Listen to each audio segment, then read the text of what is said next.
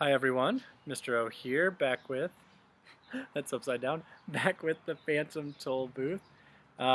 We are on Chapter 17, Unwelcoming Committee.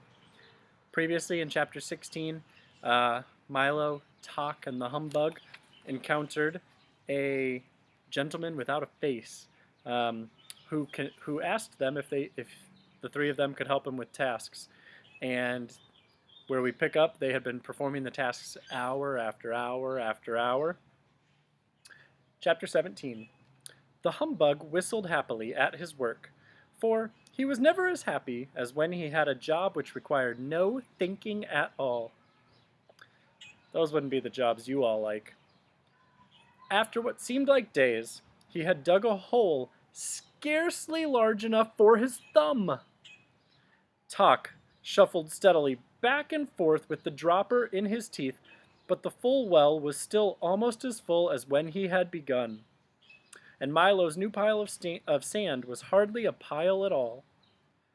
How strange, said Milo, without stopping for a moment. I've been working steadily all this time, and I don't feel the slightest bit of hunger or tired. I could go right on this way forever. Perhaps you will, the man agreed with a yawn. At least it sounded like a yawn. Well, I wish I knew how long it was going to take, Milo whispered as the dog went by again. Why not use your magic staff and find out? Replied Tok, as clearly as anyone could with an eyedropper in his mouth. So it was probably like, why not use your magic wand and find out? Milo took the shiny pencil from his pocket and quickly calculated that, at the rate they were working, it would take each of them 837 years to finish. Pardon me, he said, tugging at the man's sleeve and holding the sheet of figures for him to see. But it's gonna take 837 years to do these jobs. Is that so? Replied the man, without even turning around. Well, you'd better get on with it then. But it hardly seems worthwhile, said Milo softly.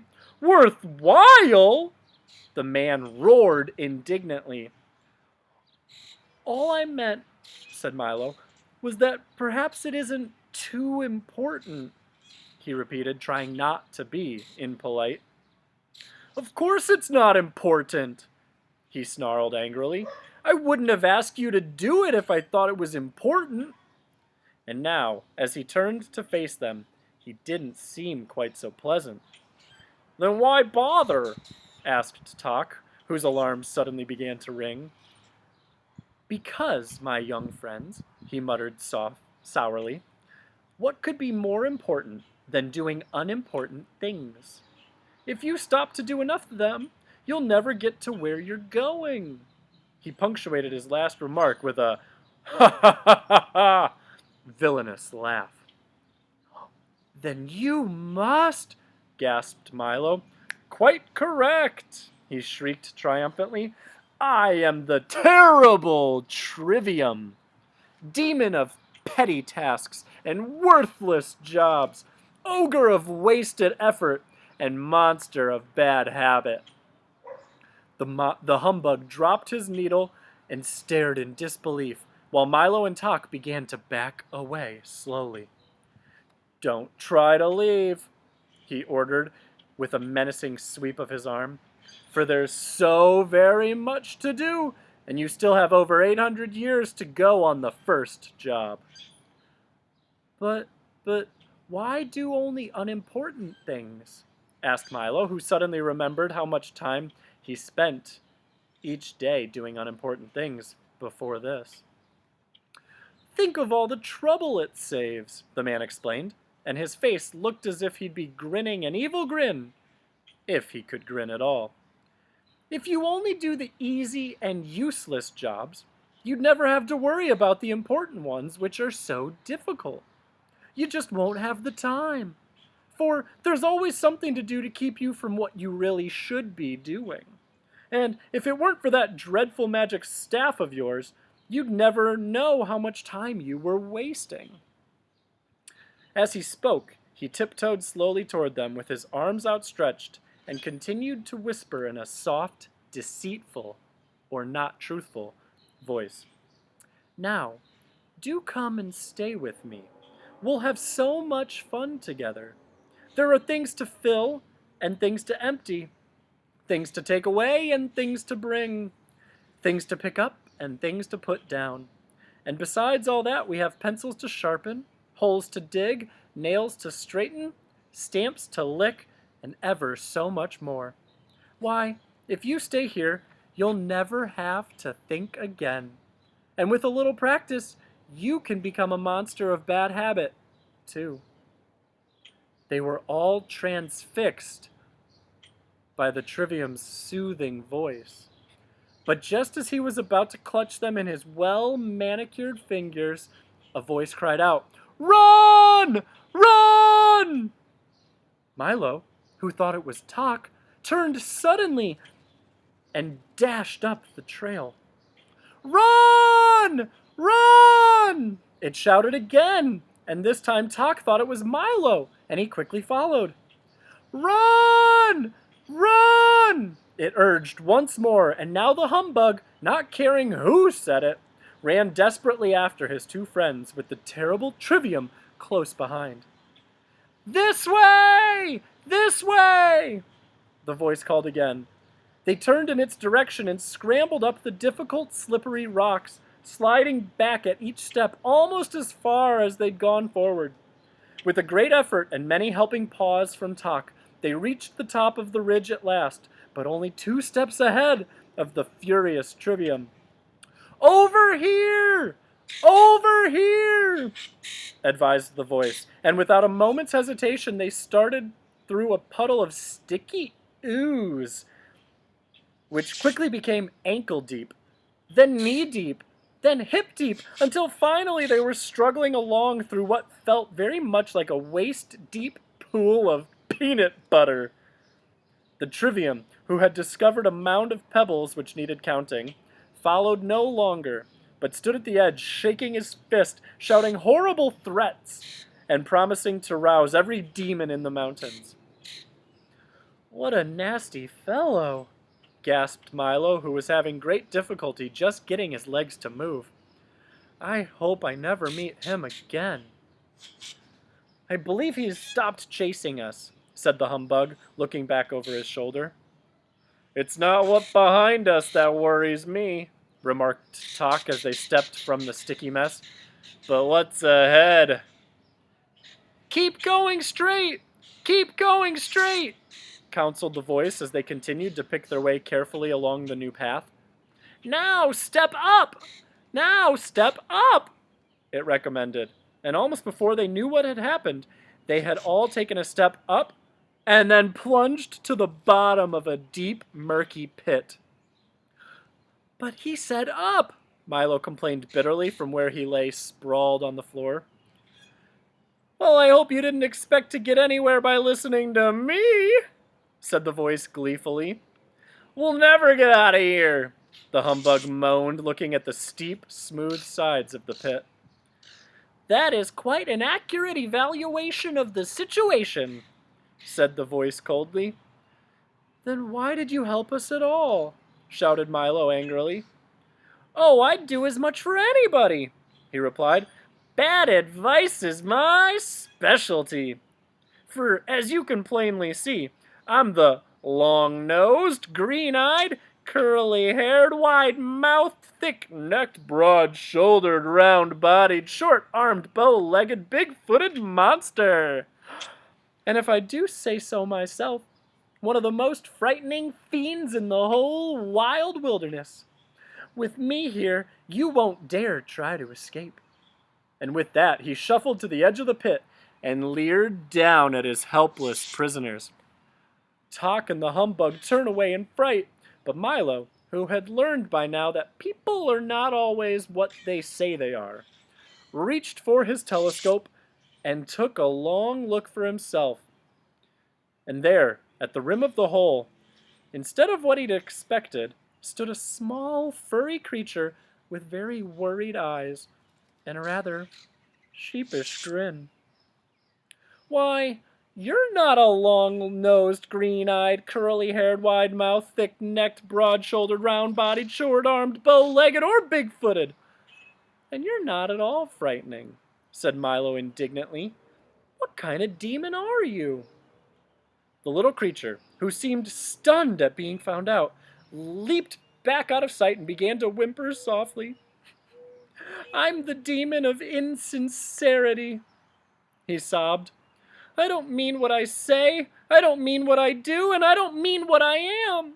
Most people who believe what I tell them go the wrong way and stay there. But you and your awful telescope have spoiled everything. I'm going home. And crying hysterically, he stamped off in a huff. It certainly pays to have a good look at things, observed Milo as he wrapped up the telescope with great care. Now all we have to do is climb out, said Tok, placing his front paws as high on the wall as he could. Here, hop on my back. Milo climbed onto the dog's shoulders. Then the bug crawled on top of both of them, and by standing on Milo's head, just managed to hook his cane on the root of an old gnarled tree. With loud complaints, he hung on doggedly until the other two had climbed out over him and pulled him up, somewhat dazed and discouraged.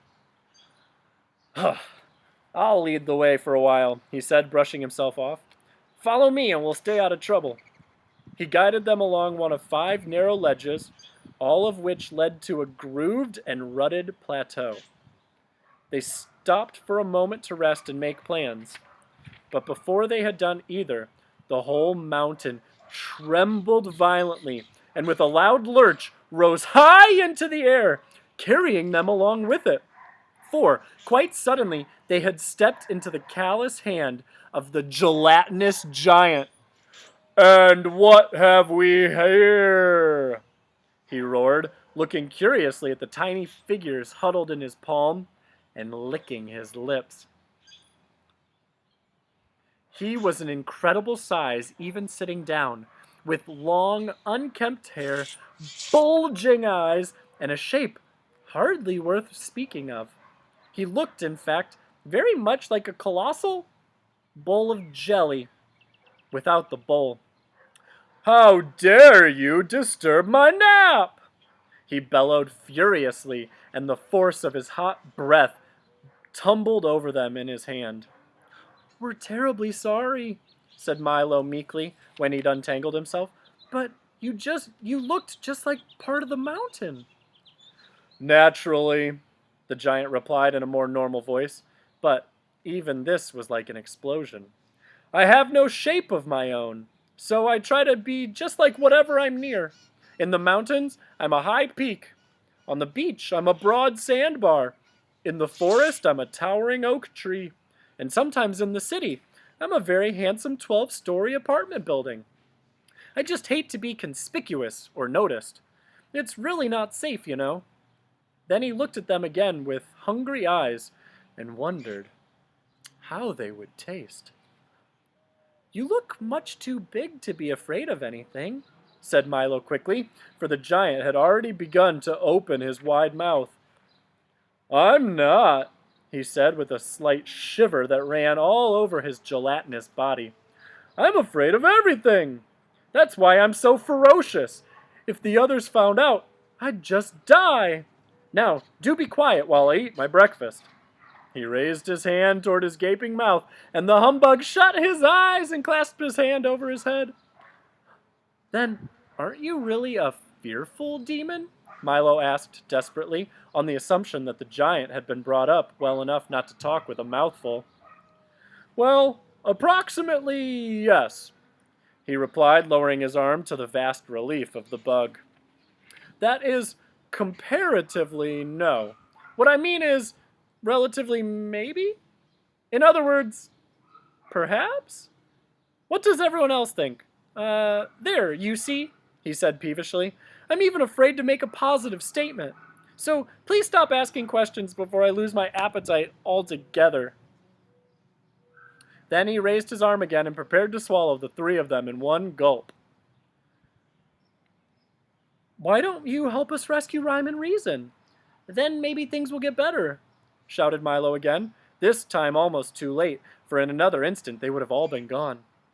"Oh, I wouldn't dare do that," said the giant thoughtfully, lowering his arm once more.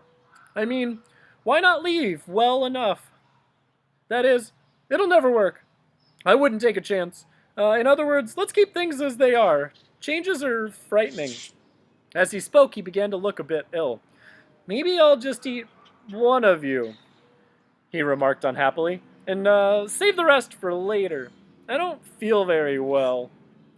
"I have a better idea," said Milo. "You do?" interrupted the giant, losing any desire to eat at all. "If it's one thing I can't swallow, it's ideas. They're so hard to digest." "I have a box full of all the ideas in the world," said Milo, proudly holding up the gift King AZAZ had given him. The thought of it terrified the giant, who began to shake like an enormous pudding. "Put me down and just go away!" he pleaded, forgetting for a moment who was holding who. "And please don't open that box!" In another moment, he'd set them down on the next jagged peak, and with panic in his eyes, lumbered off to warn the others of this terrible new threat. But news travels quickly. The word snatcher, the trivium, and the long-nosed, green-eyed, curly-haired, wide-mouthed, thick-necked, broad-shouldered, round-bodied, short-armed, bow-legged, big-footed monster had already spread the alarm throughout the evil, uneven, lightened mountains. And out the demons came, from every cave and crevice, through every fissure and crack, from under every rock and up from the mud, stomping and shuffling, slithering and sliding through the murky shadows.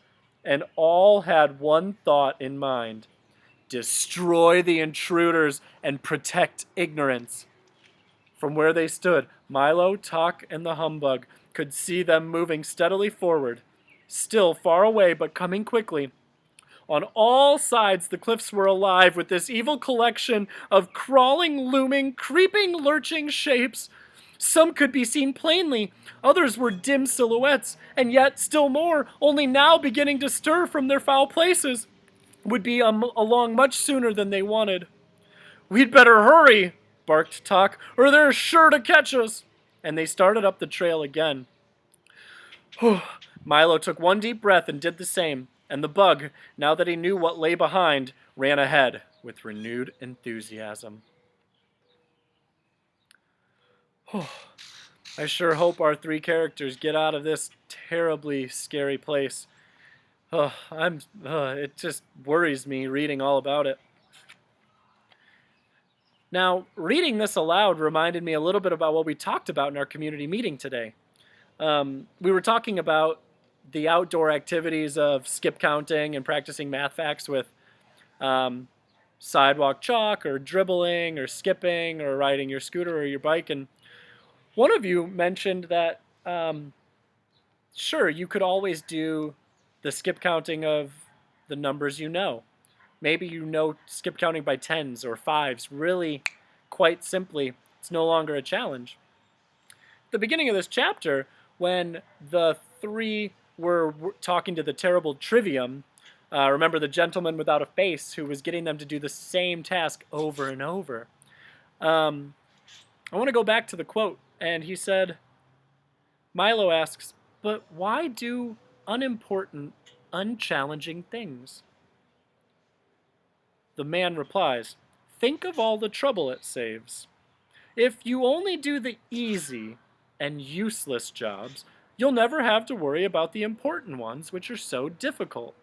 You just won't have the time, for there's always something to do to keep you from what you really should be doing. And if it weren't for that magic staff of yours, you'd never know how much time you were wasting." Now, you surely could be doing works over and over, like the terrible trivium, ones that maybe you do that are routine, that you've mastered, but they no longer challenge you. But if you spend all your time doing those unchallenging things, you're not going to do the important work. And the important work is the work that stretches your brain, that challenges you, that moves you along to the next work, whether that's the next book, or the next math problem, or the next cultural subject, or the next science experiment, or the next baking project, or sewing project, or gardening task, whatever it is. And one of the things that makes me so proud to be your guide, your teacher, is that I know that each and every one of you doesn't have time for those unimportant, unchallenging tasks. I saw it every day when we were in the classroom together.